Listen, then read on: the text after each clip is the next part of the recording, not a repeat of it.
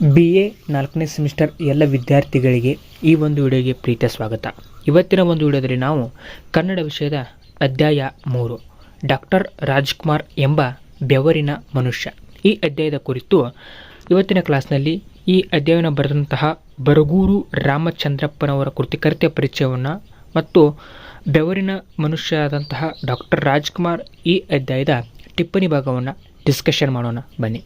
ಮೊದಲಿಗೆ ಕೃತಿಕರ್ತೆಯ ಪರಿಚಯವನ್ನು ನೋಡೋದಾದರೆ, ಕನ್ನಡದ ಪ್ರಮುಖ ವೈಚಾರಿಕ ಪ್ರಗತಿಪರ ಚಿಂತನೆಯ ಲೇಖಕರಲ್ಲಿ ಬರಗೂರು ರಾಮಚಂದ್ರಪ್ಪ ಒಬ್ಬರು. 1947ರ ಅಕ್ಟೋಬರ್ 18ರಂದು ತುಮಕೂರು ಜಿಲ್ಲೆಯ ಶಿರಾ ತಾಲೂಕಿನ ಬರಗೂರಿನಲ್ಲಿ ಜನಿಸಿದ ಬರಗೂರು ರಾಮಚಂದ್ರಪ್ಪನವರ ತಂದೆ ರಂಗದಾಸಪ್ಪ, ತಾಯಿ ಕೆಂಚಮ್ಮ. ಪ್ರಾಥಮಿಕ ಶಿಕ್ಷಣವನ್ನು ಬರಗೂರಿನಲ್ಲೂ ಉನ್ನತ ಶಿಕ್ಷಣವನ್ನು ಬೆಂಗಳೂರಿನಲ್ಲೂ ಪೂರೈಸಿದ ರಾಮಚಂದ್ರಪ್ಪನವರು ಬೆಂಗಳೂರು ವಿಶ್ವವಿದ್ಯಾನಿಲಯದಿಂದ ಕನ್ನಡ MA ಪದವಿ ಪಡೆದರು.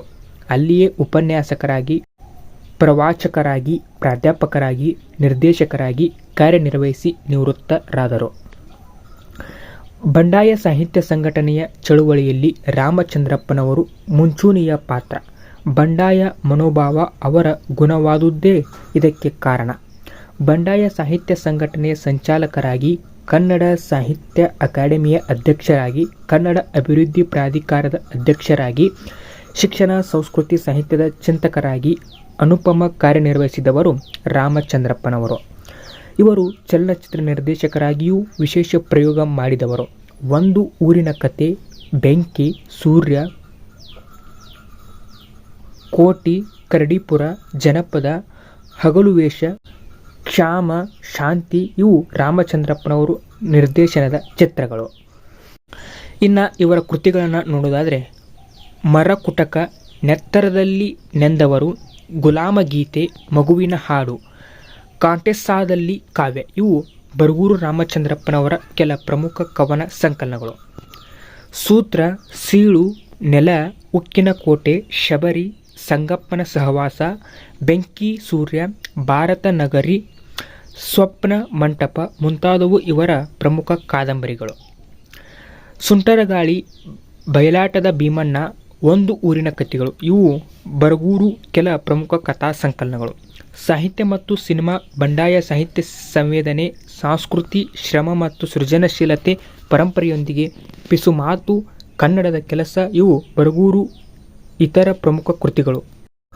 ಬರಗೂರು ರಾಮಚಂದ್ರಪ್ಪನವರ ಸಾಹಿತ್ಯ ಸಾಧನೆಗೆ ಹಲವಾರು ಶ್ರೇಷ್ಠ ಪ್ರಶಸ್ತಿಗಳು ಸಂದಿವೆ.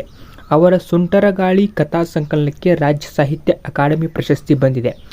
ಬೆಂಗಳೂರು ಮಹಾನಗರ ಸಾರಿಗೆ ಸಂಸ್ಥೆ ಅವರಿಗೆ ನೃಪತುಂಗ ಸಾಹಿತ್ಯ ಪ್ರಶಸ್ತಿ ನೀಡಿ ಗೌರವಿಸಿದೆ.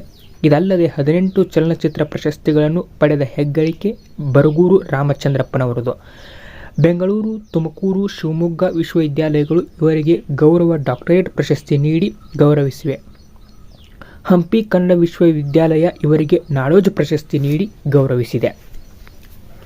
ಬರಗೂರು ರಾಮಚಂದ್ರಪ್ಪನವರು ರಾಯಚೂರಿನಲ್ಲಿ ನಡೆದ 82ನೇ ಅಖಿಲ ಭಾರತ ಕನ್ನಡ ಸಾಹಿತ್ಯ ಸಮ್ಮೇಳನದ ಬರಗೂರು ರಾಮಚಂದ್ರಪ್ಪನವರು ಅಧ್ಯಕ್ಷರಾಗಿದ್ದರು ಎಂಬುದು ಇಷ್ಟು ಬರಗೂರು ರಾಮಚಂದ್ರಪ್ಪನವರ ಕೃತಿಕರ್ತೆಯ ಪರಿಚಯವಾಗಿತ್ತು. ಮುಂದುವರಿದು ಈ ಒಂದು ಅಧ್ಯಾಯದ ಟಿಪ್ಪಣಿ ಭಾಗವನ್ನು ನೋಡೋದಾದರೆ, ಡಾಕ್ಟರ್ ರಾಜ್ಕುಮಾರ್ ಎಂಬ ಬೆವರಿನ ಮನುಷ್ಯ. ಡಾಕ್ಟರ್ ರಾಜ್ಕುಮಾರ್ ಎಂಬ ಬೆವರಿನ ಮನುಷ್ಯ ಬರಗೂರು ರಾಮಚಂದ್ರಪ್ಪನವರ ಒಂದು ಶ್ರೇಷ್ಠ ಲೇಖನ. ಡಾಕ್ಟರ್ ರಾಜ್ಕುಮಾರ್ ಅವರ ವ್ಯಕ್ತಿತ್ವದ ಮುಖವನ್ನು ಅವರ ಬದುಕಿನ ಕೆಲ ಘಟನೆಗಳ ಹಿನ್ನೆಲೆಯಲ್ಲಿ ಪ್ರತಿಪಾದಿಸುತ್ತಾ ಅವರು ಬೆವರಿನ ಮನುಷ್ಯರಾಗಿ ಬೆಳೆದು ಬಂದ ಬಗೆಯನ್ನು ಅನಾವರಣಗೊಳಿಸುವುದು ಈ ಲೇಖನದ ಮೂಲ ಆಶಯ ತಿರುಳು. ಡಾಕ್ಟರ್ ರಾಜ್ಕುಮಾರ್ ಹಲವು ವ್ಯಕ್ತಿತ್ವದ ವಿಶಿಷ್ಟ ವ್ಯಕ್ತಿ. ಕೆಲವರಿಗೆ ಅವರು ದೇವತಾ ಮನುಷ್ಯನಾದರೆ ಇನ್ನು ಕೆಲವರಿಗೆ ಅವರು ಬಂಗಾರದ ಮನುಷ್ಯ. ಆದರೆ ಲೇಖಕ ಬರಗೂರು ರಾಮಚಂದ್ರಪ್ಪನವರಿಗೆ ಮಾತ್ರ ಅವರು ಬೆವರಿನ ಮನುಷ್ಯ. ಯಾಕೆಂದರೆ ಅವರು ಸಾಮಾಜಿಕವಾಗಿ ಹಾಗೂ ಆರ್ಥಿಕವಾಗಿ ಬೆವರಿನ ಸಂಸ್ಕೃತಿಯಿಂದ ಬಂದವರು. ಸಾಮಾಜಿಕವಾಗಿ ನಿರ್ಲಕ್ಷಿತ ನೆಲೆ, ಆರ್ಥಿಕವಾಗಿ ದುರ್ಬಲ ನೆಲೆಗಳನ್ನು ಕಣ್ಣಿಗೆ ಕಟ್ಟಿಕೊಂಡು ಬಂದವರು. ಶ್ರಮ, ಶ್ರದ್ಧೆ, ಸಂಕಲ್ಪ ಮತ್ತು ಪ್ರತಿಭಾ ಬದ್ಧತೆಗಳಿಂದ ಬಹು ದೊಡ್ಡ ಸಾಧಕರಾದವರು. ಸಾಮಾನ್ಯರು ಅಸಾಮಾನ್ಯರಾಗಲು ಸಾಧ್ಯವೆಂದು ತೋರಿಸಿದವರು. ಬೆವರು ಬಸಿದು ಬದುಕುವ ಸಾಮಾಜಿಕ ವಲಯಕ್ಕೆ ಸಾಧಕನ ರೂಪಕವಾದವರು. ಆದ್ದರಿಂದಲೇ ಲೇಖಕರಿಗೆ ಸಾಮಾನ್ಯರ ಅಸಾಮಾನ್ಯ ಮನುಷ್ಯ, ಬೆವರಿನ ಮನುಷ್ಯ. ರಾಜ್ಕುಮಾರ್ ಅವರ ಏರಿದ ಎತ್ತರ ಸಣ್ಣದೇನಲ್ಲ. ಆದರೂ ಅವರು ನೆಲಕ್ಕೆ ಅಂಟಿಕೊಂಡೇ ಮಾನವೀಯತೆಯಿಂದ ಬಾಳಿ ಬೆಳಗಿದವರು. ಇಲ್ಲಿ ಲೇಖಕರು ಕೊಡುವ ಅನೇಕ ಘಟನೆ ಪ್ರಸಂಗಗಳೇ ಇದಕ್ಕೆ ನಿದರ್ಶನ. ಎಷ್ಟೇ ಎತ್ತರಕ್ಕೇರಿದರೂ ಅವರು ಅನ್ನ ಮೌಲ್ಯವನ್ನು ಮರೆಯಲಿಲ್ಲ.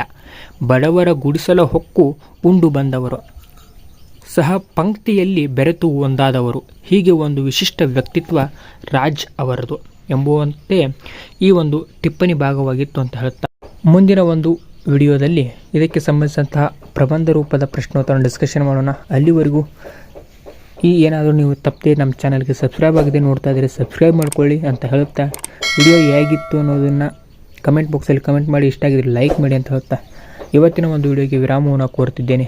ಎಲ್ಲರಿಗೂ ನಮಸ್ಕಾರ. ಜೈ ಹಿಂದ್, ಜೈ ಕರ್ನಾಟಕ ಮಾತೆ.